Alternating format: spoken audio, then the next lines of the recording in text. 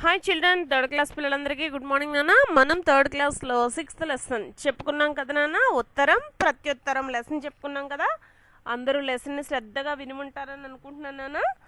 Next lesson పక్కనే ఉన్న page number 28 open చేసుకున్నట్లయితే మీకు టెక్స్ట్ బుక్లో ఫస్ట్ రోమన్ ఆలోచించి చెప్పండి అన్నాడు.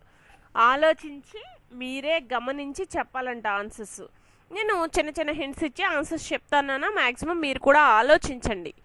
చూడండి, ఇక్కడ ఫస్ట్ క్వశ్చన్ చూసినట్లయితే నువ్వు ఉత్తరం రాసి ఎక్కడ వేస్తావు? నువ్వు ఉత్తరం రాసి ఎక్కడ వేస్తావు నాన్న?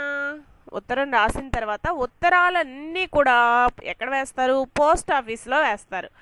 పోస్ట్ బాక్స్లో వేస్తారు. సారీ నాన్న, పోస్ట్ బాక్స్లో వేస్తారు. పోస్ట్ ఆఫీస్ దగ్గరలో ఉంటుంది పోస్ట్ బాక్సు. ఇంకా పెద్ద పెద్ద ఊర్లు అయితే నాన్న, ఊరికి చాలా ప్లేసెస్లో 4-5 ప్లేసెస్లో అంటే 4-5 చోట్ల పోస్ట్ డబ్బాలు పెడతారు నాన్న. ఆ చుట్టుపక్కల ఉన్న వాళ్ళందరూ కూడా వెళ్ళి ఆ పోస్ట్ డబ్బాలో ఉత్తరాలు వేస్తారు. అంటే ఇప్పుడు సెల్ ఫోన్లు బాగా అందుబాటులోకి వచ్చేసిన తర్వాత పోస్ట్ డబ్బాల ఉపయోగం తగ్గిపోయింది. కానీ కొంతకాలం క్రితం అంటే ఒక 15-20 సంవత్సరాల క్రితం వరకు కూడా పోస్ట్ బాక్సులు, పోస్ట్ డబ్బాలు, పోస్ట్ ఆఫీసులు చాలా ఎక్కువగా వాడేవారు నాన్న. ఇప్పుడంటే కొంచెం తగ్గిపోయింది కాబట్టి ఎవరు పెద్దగా పోస్ట్ ఆఫీస్కి వెళ్ళట్లేదు. పోస్ట్ బాక్సుల్లో ఉత్తరాలు అనేవి కూడా వేయట్లేదు. కానీ మనం ఉత్తరం రాస్తే ఎక్కడ వేయాలి? పోస్ట్ బాక్స్లోనే వేయాలి నాన్న. దీనికి ఆ సమాధానం పోస్ట్ బాక్స్. నెక్స్ట్ వన్ చూడండి, ఉత్తరం రాసి కవర్లో ఉంచి స్టాంపులు అతికించావు కదా, ఆ స్టాంపులు ఎక్కడ కొంటావు? చూడండి, మనం కొన్నిసార్లు పెద్ద పెద్ద కాగితాల మీద ఉత్తరాలు రాస్తామంటే చిన్న కార్డు మీద కాకుండా మనం 4-5 కాగితాల మీద ఉత్తరాన్ని రాసి ఏదైనా మ్యాటర్ని రాసి అది ఒక కవర్లో పెట్టి పోస్ట్ చేయాలనుకుంటాం. అది పోస్ట్ చేయాలంటే కొన్ని స్టాంపులు అతికిస్తేనే కానీ అది అవతల వారికి చేరదు నాన్న. అలాంటి స్టాంపులు ఎక్కడ కొంటావు అంటే అవి కూడా పోస్ట్ ఆఫీస్లోనే దొరుకుతాయి నాన్న. ఆ స్టాంపులు ఎక్కడ దొరుకుతాయి? పోస్ట్ ఆఫీస్లో దొరుకుతాయి. కొన్ని చోట్ల బయట షాపుల్లో కూడా దొరుకుతాయి, కానీ మ్యాక్సిమం పోస్ట్ ఆఫీస్లోనే దొరుకుతాయమ్మ. నెక్స్ట్ చూడండి, ఉత్తరం కవర్ మీద ఎన్ని రూపాయల స్టాంపులు అతికిస్తావు?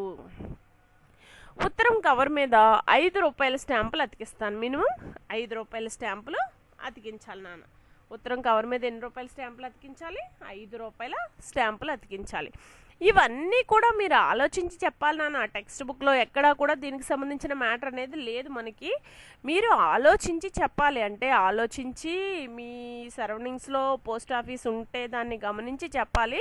కానీ ఇప్పుడు పిల్లలకి పోస్ట్ ఆఫీసులు, పోస్ట్ బాక్సులు, ఉత్తరాల అవసరం రావట్లేదు కాబట్టి ఆన్సర్స్ నేనే చెప్పేస్తున్నాను నాన్న. నెక్స్ట్ చూడండి, మీ నాన్న ఉత్తరం రాస్తే నీ ఉన్న ఇంటికి ఎవరు తెచ్చిస్తారు? చూడండి, మీ నాన్న నువ్వు ఎక్కడో ఉంటున్నావు, ఈ ఊర్లో కాదు వేరే ఊర్లో ఎవరింటి దగ్గర, మీ చుట్టాల ఇంటి దగ్గర ఉంటున్నావు. మీ నాన్నగారు వాళ్ళ ఇంటి దగ్గర నుంచి ఉత్తరం రాసి పోస్ట్ బాక్స్లో వేశారు. నీకెవరు తెచ్చిస్తారు? పోస్ట్ మ్యాన్ తెచ్చిస్తారు నాన్న. ఉత్తరాలను బట్వాడా అంటే ఉత్తరాలని ఇంటింటికి చేర్చేది ఎవరంటే పోస్ట్ మ్యాన్. ఎవరన్నా పోస్ట్ మ్యాన్. ఇక్కడ ఆన్సర్స్ ఏమి రాయక్కర్లేదు నాన్న. మీరు ఆన్సర్స్ ఎక్కడ రాయాలి అంటే చూడండి, work book page number 18, work బుక్లో పేజ్ నెంబర్ 18లో ఆన్సర్స్ రాయాలి నాన్న. చూడండి, ఇక్కడ మీరు ఫస్ట్ ఆలోచించి రాయండి అన్నాడు. నువ్వు ఉత్తరం రాసి ఎక్కడ వేస్తావు? పోస్ట్ బాక్స్లో. ఎక్కడ వేస్తావు నాన్న? పోస్ట్ బాక్స్లో.